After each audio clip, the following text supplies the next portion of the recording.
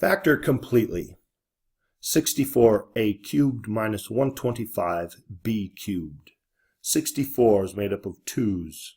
125 is made up of 5. So there are no greatest common number factors and no a's, no b's in the first, no a's in the second.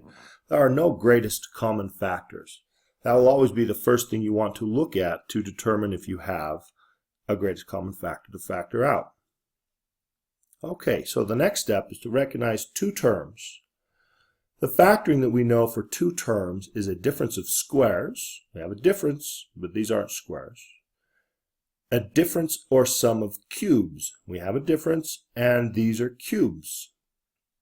Now 64 can be written as 4 cubed and a cubed, or 4a cubed.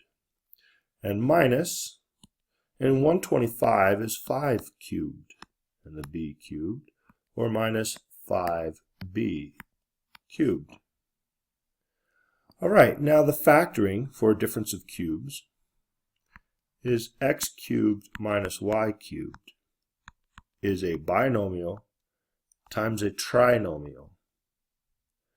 The cube root is x and minus, and the cube root is y. And then the first one squared, x squared, it's the opposite sign. It's the first one times the second, or xy. And it's the second one squared, which is always plus, and y squared. So that's essentially our factoring formula for difference of cubes. To apply it here, we have a binomial and a trinomial. The cube roots are 4a. The minus is the same sign, and the 5b. Let's write 5b there. Go. 5b. And the trinomial, the first one, the x, the 4a squared. If we square 4a, that will be 16a squared. And then plus. If we multiply the first one and the second one together, 4a times 5b is 20ab. And the last term is plus, and if we square the second, it is plus 25b squared.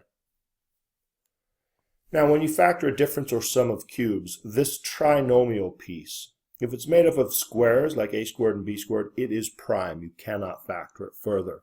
If it's made up of fourths, like a to the fourth or b to the fourth, then it's potentially something that can factor further. However, it is very rare that you'd figure out how to factor that without another process. So essentially, this trinomial is either prime or it's a waste of your time to try to factor more. We are, in fact, here factored completely. Now, the SOAP pattern might be nice for you to remember. This is for the signs. Our first sign is minus. SOAP stands for the first sign here is the same as what it was to begin with, minus. And then opposite, it was minus, here's a plus. And then always positive, plus. So the SOAP pattern can help you with your signs. And then if this is the left one and this is the right one, then this one's the left one times the left one. This is the left one times the right one. And this one's the right one times the right one. In other words, 4a is the left, 5b is the right. The left times the left, 4a times 4a, 16a squared. The left times the right, 4a times 5b is 20ab. And the right times the right, 5b times 5b is 25b squared.